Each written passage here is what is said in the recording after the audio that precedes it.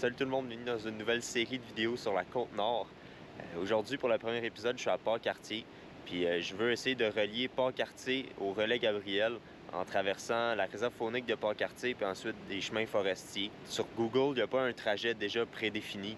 Donc j'ai juste suivi des routes forestières par satellite.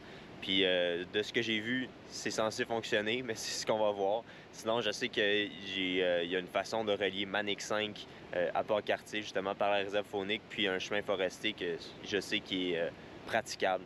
Donc ça va être mon plan de backup si jamais ça ne fonctionne pas pour le relais Gabriel.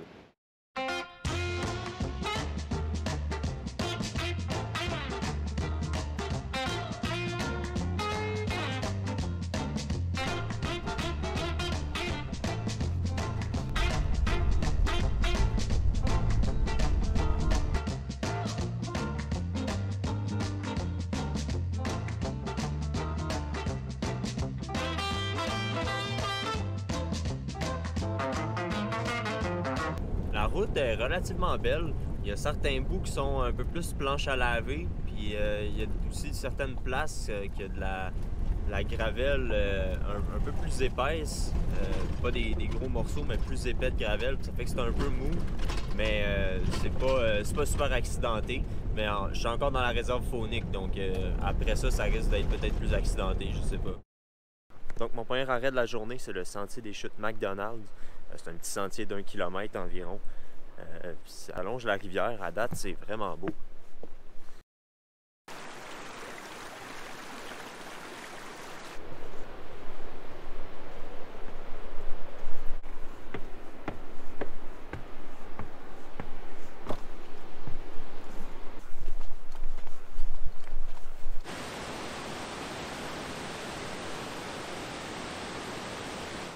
Après le sentier des chutes McDonald's, la route est devenue vraiment plus en planche à laver.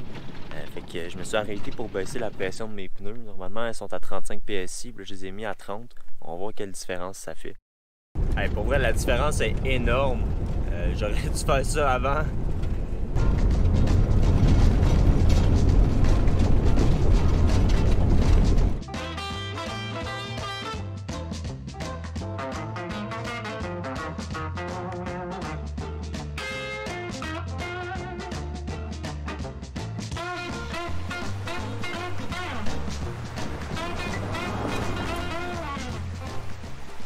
À date, ça va bien. J'avance quand même à un bon rythme, même si je roule environ 55-60 à certains endroits à cause de l'état de la route. Il n'y a pas beaucoup de gros nids de poules, mais c'est surtout des bouts de planche à laver que des fois c'est vraiment intense. Mais c'est ça, ça avance quand même bien. Puis il y a des beaux paysages. Puis je suis chanceux vu que je suis en septembre, il n'y a pas beaucoup de mouches noires. Juste un petit peu, mais vraiment pas dérangeant. Au milieu de l'été, ça doit être une infestation de mouches noires.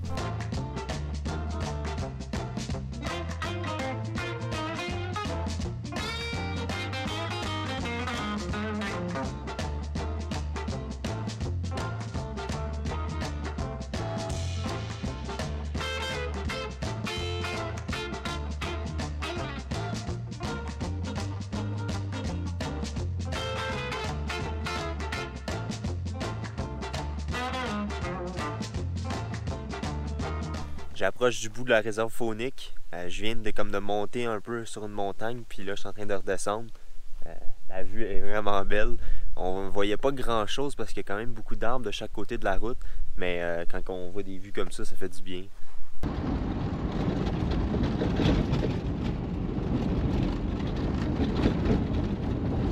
Ici, c'est vraiment de la grosse planche à laver. Là. Je roule 35 en ce moment.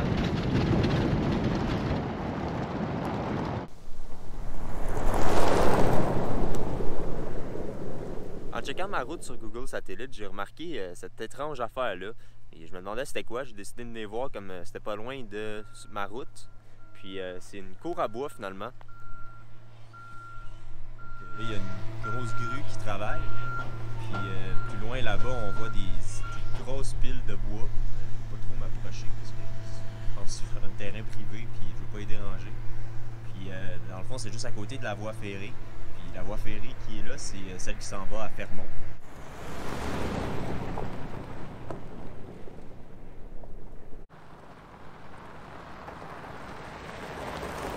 rendu à l'extrémité nord de la réserve, ou en tout cas vraiment pas loin, au camp Arthur. C'est un petit camping avec un centre d'accueil pour payer nos droits de pêche ou de chasse. Fait que c'est ça, il n'y a rien de particulièrement intéressant, mais je voulais voir ça ressemblait à quoi.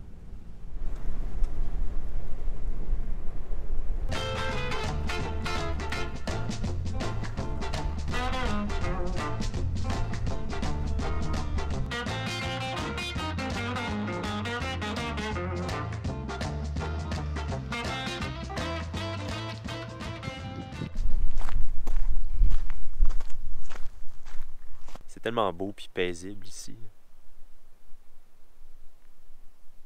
Ce qui est fou, c'est qu'à part le bruit du vent, on n'entend absolument rien. Ça m'a frappé la première fois que je me suis arrêté tantôt. C'est vraiment très silencieux.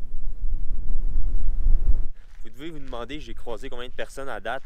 J'ai pas compté, mais je pense que c'est moins que 10, sans compter les autos que je voyais stationnées au bord des lacs où est-ce qu'il y avait personne, du monde qui doit être parti pêcher. Puis les gens à l'accueil principal au lac Walker.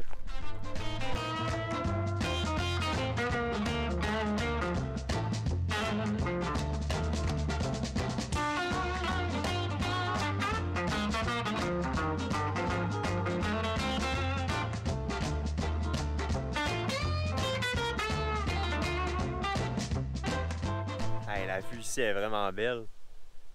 Encore là, il y a beaucoup d'arbres qui cachent, mais ça, c'est comme le seul trou, ce qu'on voit bien.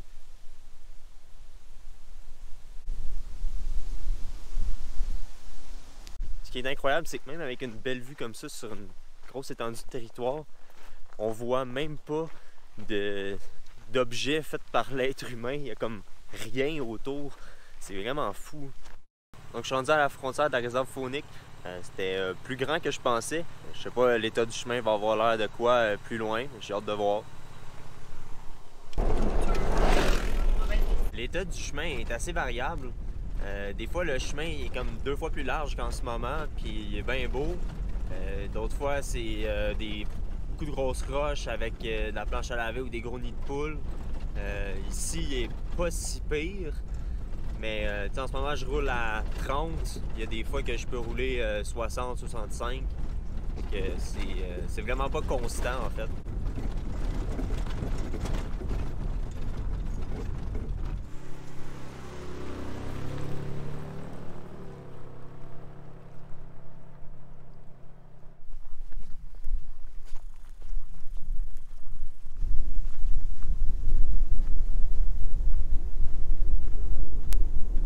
Paysage vraiment surprenant, complètement sorti de nulle part, une grosse falaise de sable avec un beau virage de rivière.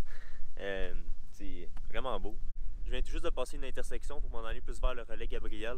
La route sur laquelle j'étais s'en va plus vers Gagnon, mais de ce que j'ai vu, elle n'a pas l'air de déboucher jusqu'à Gagnon. Là, je suis rendu à côté d'une autre cour à bois, je pense.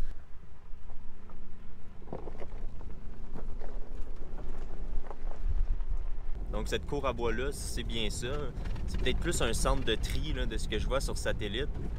Ça a l'air de s'appeler le camp Howe, H-O-W. J'ai vu que sur des pancartes, ça disait que c'est une cour à bois, mais je vois pas de bois nulle part.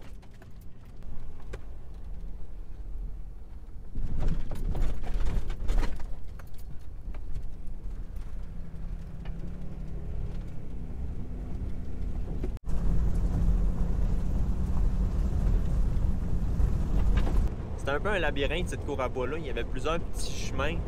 Il fallait trouver le bon pour sortir. Heureusement que j'avais la vue satellite parce que sinon, j'aurais gossé longtemps, je pense.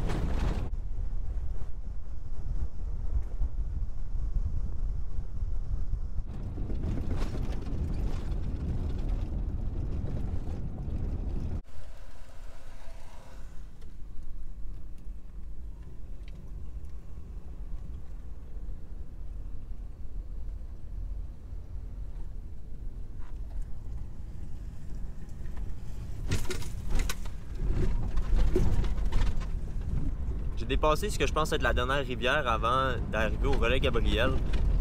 Mais il me reste encore un bon bout à rouler. Puis Puis le chemin est vraiment étroit puis un peu plus accidenté, donc je peux pas rouler à plus que 40. Fait que ça va être long, puis il me reste à peu près...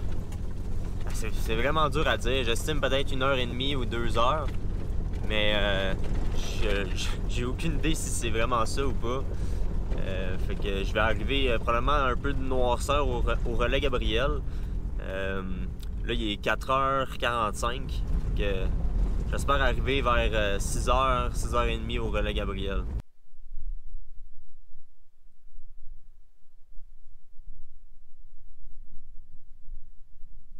C'est tellement beau.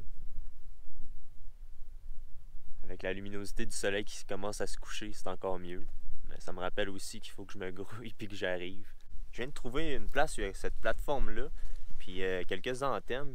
Il y a l'air d'avoir comme 2 petites cabines, peut-être des stations météo. Je vais aller voir c'est quoi.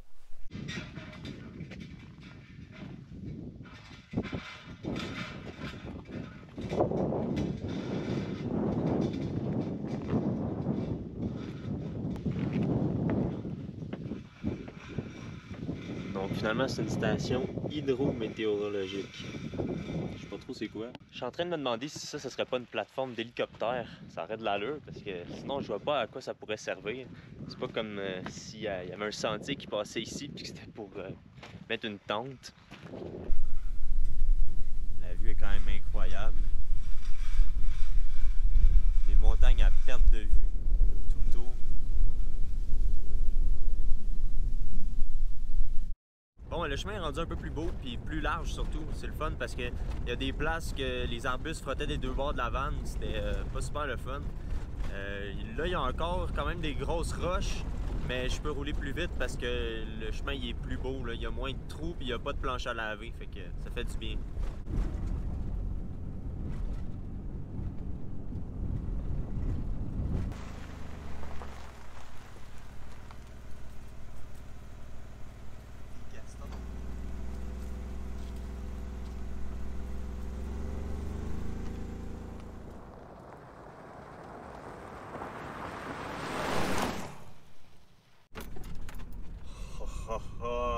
La 389, enfin!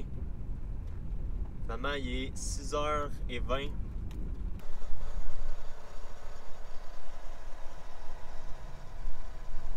Yes, fait que je l'ai faite. Ça va m'avoir pris environ 7 heures puis 240 km. Est-ce que je suis content de l'avoir faite? Oui. Est-ce que je le referais? Non. Donc je vais rester ici à regarder le beau coucher de soleil sur le réservoir Manicouagan.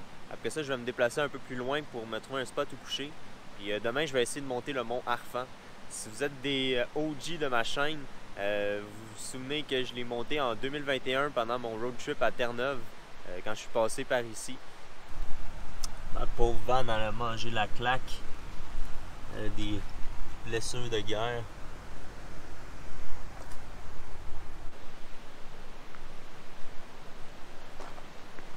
Je suis tellement content d'avoir réussi. J'en ai pas douté, mais ça...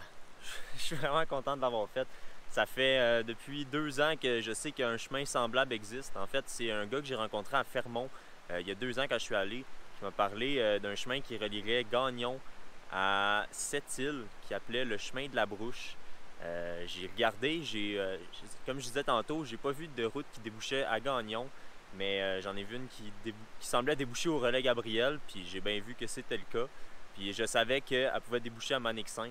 Donc ça faisait 2 ans que je pensais à ce chemin-là, puis au début je me disais hey, je ferais jamais ça, surtout pas en minivan. Puis avec le temps j'ai pris de l'assurance, puis je l'ai faite. Fait que c'est cool. J'ai passé tellement de temps à regarder cette route-là sur Google, à m'informer, voir si c'était possible. Puis finalement ça l'est. Pour souper, je me fais des tacos au tofu. J'ai tout le temps dit taco, mais ce serait un taco des tacos. Je sais pas pourquoi je dis ça. Mais je le filmerai pas tout parce que c'est pas la première fois que je fais ça sur ma chaîne. Je viens de m'ouvrir une petite bière au beurre. J'ai acheté ça au Massachusetts quand je suis allé en avril. Si vous n'avez pas vu la série, je vais mettre le lien dans la vidéo.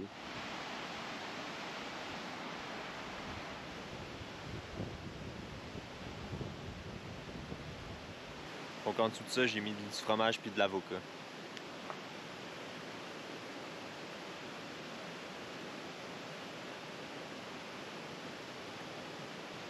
ça fait du bien. Avec tout ça, j'ai pas dîné. Donc, à part 2 muffins, c'est la seule chose que j'ai mangé aujourd'hui. Puis tantôt, j'ai dit qu'il n'y avait pas beaucoup de mouches noires, mais finalement, il y en a quand même. Faut rester en mouvement parce que sinon, c'est un peu gossant.